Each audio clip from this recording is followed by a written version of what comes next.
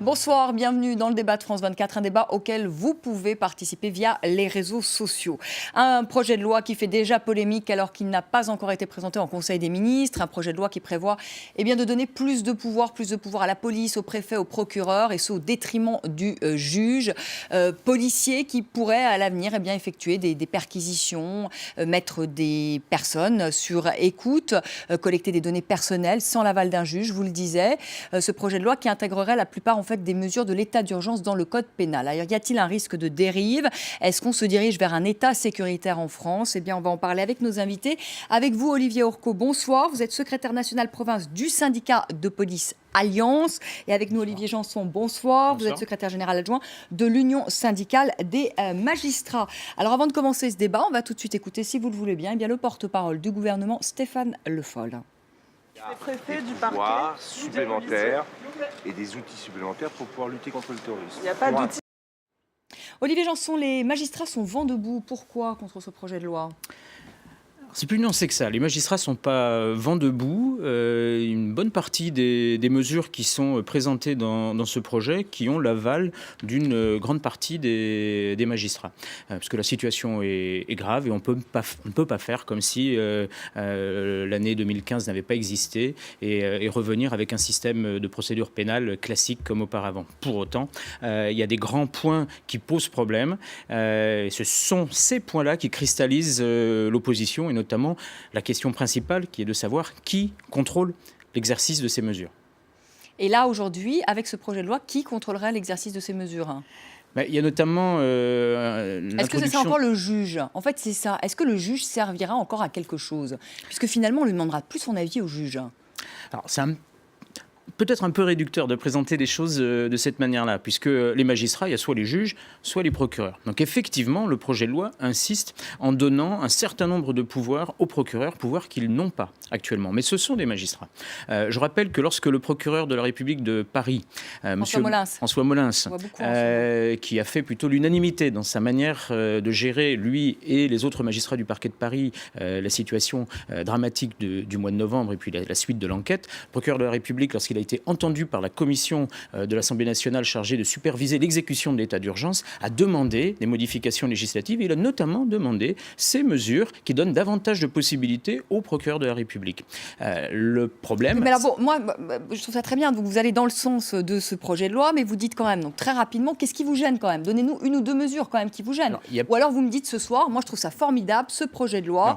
Non. Nous, on a moins de pouvoir, les juges, et c'est très bien comme ça. Non, alors je ne vous dirais pas ça. Alors, allons-y.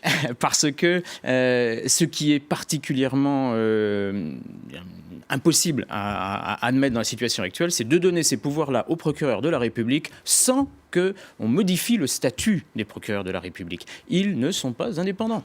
Ils n'ont pas les garanties d'indépendance qu'ont les juges. Ça, c'est un vrai problème. Ils sont nommés par le gouvernement. Hein. Ils sont nommés, alors effectivement, pour les plus importants d'entre eux, direct. Et puis surtout, il y a un lien de subordination avec le gouvernement. Il y a un projet de loi qui devait modifier leur statut, projet de loi constitutionnel, qui a été voté. Et on n'en entend plus parler. Si ce projet de loi était adopté et qu'en même temps modifiait le statut des procureurs, là, ce serait une chose que nous pourrions tout à fait admettre. Si on ne modifie pas le statut, il y a un gros problème.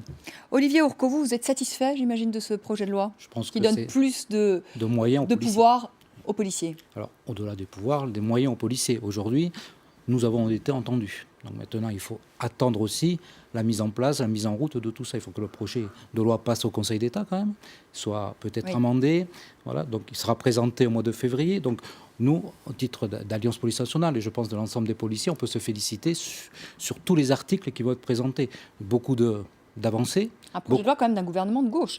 Est-ce qu'on pouvait s'y attendre ? Oui, alors je ne vais pas rentrer dans un débat stérile politique. Je pense qu'on n'est pas là pour ça. Je pense que, outre les attentes des policiers, il y a aussi l'attente des citoyens, de l'opinion publique. Aujourd'hui, c'est vrai que j'entends que vous faites participer justement les citoyens à ce débat d'aujourd'hui, mais je pense que c'est des attentes générales.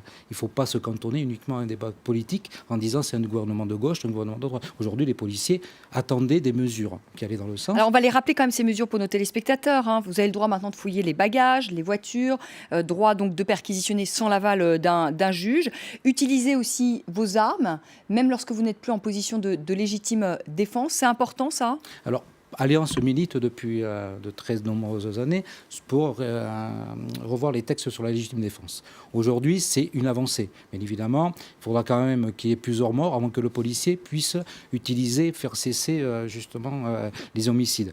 Donc c'est vrai que c'est une partie de nos attentes. Mais au-delà de ça, aujourd'hui, un policier, quand il sort son arme, il doit bien réfléchir aux conséquences qu'il y aura derrière. C'est vrai qu'on en discute, on en a parlé, Alliance a proposé des nouveaux textes, de réécrire la légitime défense. Pour l'instant, nous avons été entendus sur une partie, mais beaucoup reste à faire. Parce qu'aujourd'hui, un policier, sur le terrain, les primo-intervenants, c'est-à-dire des fonctionnaires de sécurité publique, de BAC, de roulement, de services roulement, interviennent sur le terrorisme, sur des actes de terrorisme, sur des actes de droit commun. Aujourd'hui, ils sont les premières victimes. Ils se posent la question, qu'est-ce qu'on doit faire? Donc aujourd'hui, on a une avancée dans ce texte, mais il faut aller au-delà de ce texte. Et c'est vrai qu'on attend aussi d'être entendu dans les prochaines semaines par le gouvernement. Et on va en parler justement de vos attentes.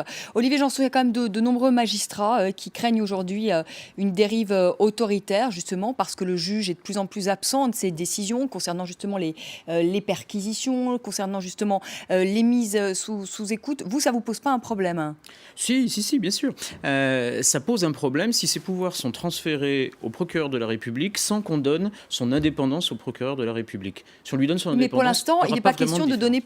Enfin, dans ce projet de loi, il n'est pas question de donner plus d'indépendance au procureur de la République. En tout cas, c'est pas parti de ce... flou. Depuis 3 ans, le président de la République, lors de ses vœux, rappelle chaque fois qu'il espère que ce sera l'année où il pourra faire voter une modification du statut du parquet.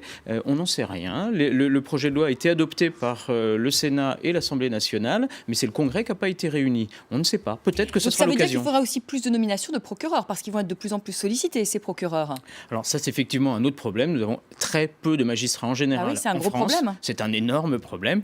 Nous avons des effectifs globalement au niveau des magistrats. Il y a moins de 8000 magistrats qui sont en juridiction en France sur simplement la section antiterroriste. 9 juges d'instruction antiterroriste pour l'ensemble de la France. La section antiterroriste du parquet de Paris, c'est 9 magistrats, c'est ridicule. C'est absolument ridicule. Mais ces magistrats vont être, ces procureurs, constamment finalement sollicités par la police, notamment.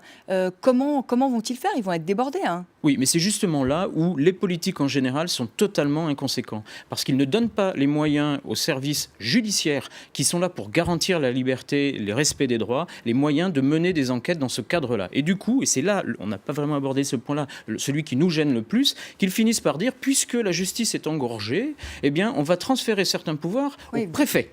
Au préfet. Et là c'est un point qui vraiment, c'est celui-là qui fait le plus polémique. C'est d'imaginer sur des situations qui sont courantes actuellement, à savoir des personnes qui sont parties faire le djihad en Irak, en Syrie, qui reviennent, qui sont repérées comme ayant commis ces actes-là, qui sont des infractions, des crimes ou des délits de nature pénale, des infractions extrêmement sévèrement réprimées, eh bien que ce ne seraient plus les juges qui interviendraient, ce serait le préfet qui pourrait les assigner à résidence. Cette notion d'assignation à résidence, elle existe actuellement dans le cadre de l'état d'urgence. Donc là, de fait, ce serait une extension de l'état d'urgence, et 2, un transfert de pouvoirs qui sont actuellement des pouvoirs de la justice vers le préfet. C'était des pouvoirs que l'administration avait jusqu'en 1933.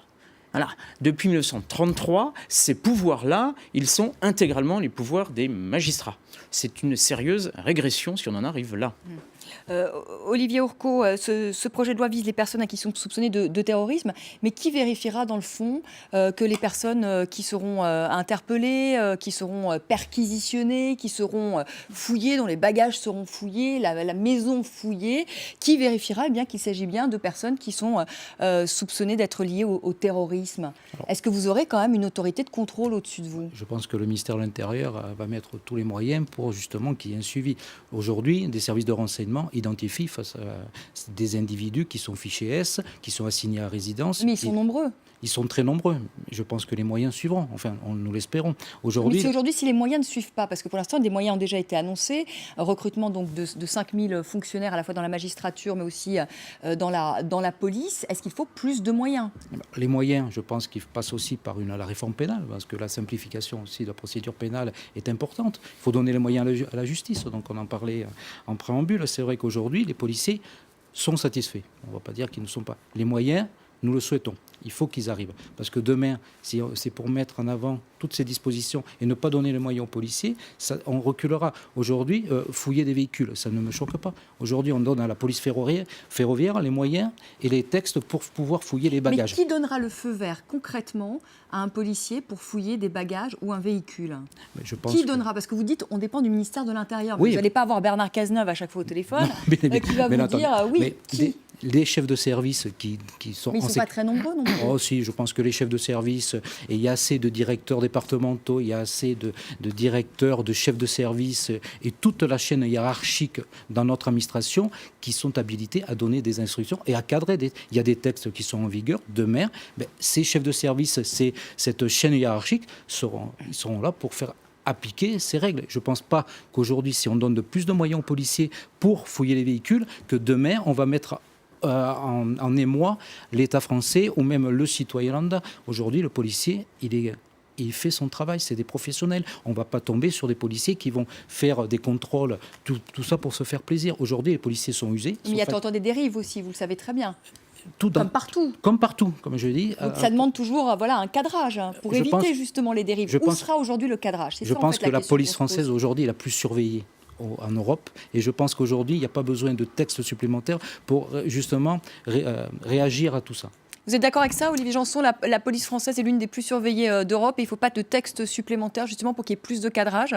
Mais la police française est sous le double contrôle, un contrôle interne et dépend de sa propre hiérarchie, mais également de l'autorité judiciaire lorsqu'elle exerce des missions judiciaires. Mais là, il n'y aura plus d'autorité judiciaire. Là, c'est quand même le gros problème. Ce qui est proposé dans ce type de situation, c'est qu'elle se surveille elle-même. C'est une question de principe. Alors, nous avons des contacts au quotidien. Les policiers exercent des fonctions d'une extrême importance, souvent dans des conditions particulièrement difficiles. Donc il ne s'agit pas du tout de caricaturer. Ce sont des questions de principe. On ne peut pas envisager que les mesures dérogatoires de l'état d'urgence que nous avons soutenues, parce que la situation était parfaitement hors norme, mais qui sont limitées, que ces mesures-là soient étendues pour une période totalement illimitée, inscrite dans notre droit pénal classique, et qu'une autorité administrative, le préfet, donne des instructions à une autorité administrative, la police, pour exercer des missions qui implique quelque chose de particulièrement attentatoire à la vie privée. Je rappelle que la notion de fouille de véhicule a été examinée par le Conseil constitutionnel il y a des années, et ça a été analysé comme étant une sorte de perquisition qui ne pouvait être réalisée que sous le contrôle de l'autorité judiciaire. Donc, même un certain nombre de réserves sur la constitutionnalité. Mais est-ce qu'il n'y a pas un problème aussi avec la justice qui est trop lente, et quand on est en situation d'urgence, quand on lutte contre le terrorisme, eh bien, il faut aller vite, et que c'est une justice qui est lente, cette justice française. Est-ce que c'est pas ça le fond du problème aussi? Oui, mais la justice française est effectivement lente. Il y a une commission la CEPEJ, qui examine les différents systèmes judiciaires de l'Europe dans son ensemble, sur 43 pays. Chaque année, on se désole de constater qu'on est au mieux 39e ou 38e, on est proche du niveau de la Moldavie. Donc, quand les politiques nous donnent ces moyens-là, et qu'ensuite, la bouche un peu pincée, ils nous disent « mais vous êtes un petit peu lent », c'est comme si vous inscriviez une 2 chevaux aux 24 heures du Mans et vous étonnez à la fin qu'elle n'arrive pas première. C'est exactement ça, qu'ils nous donnent les moyens et nous exercerons nos prérogatives pleinement. Olivier Hourcault, il y a une mesure qui fait débat. C'est la police qui va pouvoir retenir durant 4 heures une personne, et voire même un mineur, qui n'aura pas le droit à un avocat, même s'il a ses papiers d'identité. Alors, c'est une mesure. Bon, aujourd'hui, l'avocat peut accéder à la procédure. Aujourd'hui, dans le cadre vraiment d'actes ou de supposés de terrorisme, aujourd'hui, on aura les moyens de retenir quelqu'un sur un contrôle d'identité pendant 4 heures, c'est vrai, sans avocat. Mais c'est ce qu'on demande aussi tous les jours. C'est aujourd'hui la lenteur procédurale un petit peu, parce que beaucoup d'actes faits par les enquêteurs plombent une procédure. La lenteur de la justice, c'est la lenteur aussi de toute la paperasse qu'on a aujourd'hui au quotidien dans les services de police. Aujourd'hui, un enquêteur passe plus de temps à rédiger des actes procéduraux plutôt que de faire son travail d'investigation. C'est voilà, donc les moyens. Pas là d'accord, Olivier Janson. Voilà. Non, parce que actuellement, il y a les vérifications d'identité, les contrôles d'identité. On peut effectivement déjà retenir une personne pendant plusieurs heures quand on vérifie son identité, mais qu'elle n'a rien sur elle. Elle n'a pas de papier. Là, c'est normal qu'on puisse passer certaines heures à vérifier que ce qu'il dit est exact, etc. C'est déjà prévu. Or là, ce que prévoit le texte, c'est que la personne qui aurait ses papiers, oui, c'est ça. Normalement, aujourd'hui, on lui dit au revoir. Si elle n'est pas sur des fichiers, elle s'en va. Eh bien là, on vérifie quoi? On l'a, son identité. Ça s'appelle une garde à vue, mais sans motif particulier. C'est aussi en soi, sur le stade des principes, un peu surprenant. Qu'est-ce qu'on cherche? L'identité? On l'a. Oui, mais je pense que la retenue qui se fera dans un commissariat ou dans un service de gendarmerie sera bien cadrée, là aussi. Ça sera sur des actes supposés ou des interrogations sur peut-être comment on va dire, je pense des faits qui sont répréhensibles dans un cadre terroriste. C'est vraiment encadré. Je pense que le texte en vigueur qui va être peut-être validé, parce que là aussi on attendra le mois de février, mais aujourd'hui ce texte va cadrer. Je pense que les propositions qui sont faites ont été mûrement réfléchies. Alors là, on n'est pas dans un débat idéologique et politique. Alors c'est vrai qu'aujourd'hui, le débat se fait entre les prérogatives administratives et les prérogatives judiciaires. Donc demain, le policier lui-même, ce qu'il veut, c'est faire son travail. L'opinion publique, elle regardera de tout ça de très loin. Par contre, aujourd'hui, le débat se pose entre la justice et l'administratif, entre les pouvoirs d'un préfet de demain et les pouvoirs du juge d'aujourd'hui. Donc c'est vrai que pour le policier que je suis et pour l'ensemble des policiers, aujourd'hui, ces questions ne nous concernent que très peu. C'est vrai que nous ne voulons que faire notre travail. Une dernière question, Olivier Janson. Nicolas Sarkozy voulait supprimer en 2009 le juge d'instruction. Est-ce que d'une certaine manière, est-ce que c'est pas ce que fait aujourd'hui François Hollande? Il ne le supprime pas, mais il le contourne, ce juge d'instruction. En 2 mots. De fait, si les pouvoirs qui sont actuellement exercés par le juge d'instruction sont exercés par les procureurs de la République, il y aura de moins en moins d'affaires confiées au juge d'instruction. Mais ils resteront toujours indispensables pour les affaires criminelles. Toutes les affaires criminelles sont renvoyées au juge d'instruction et dès lors qu'il y a des mesures coercitives contre une personne, un contrôle judiciaire ou une détention provisoire. Ça, c'est le juge d'instruction.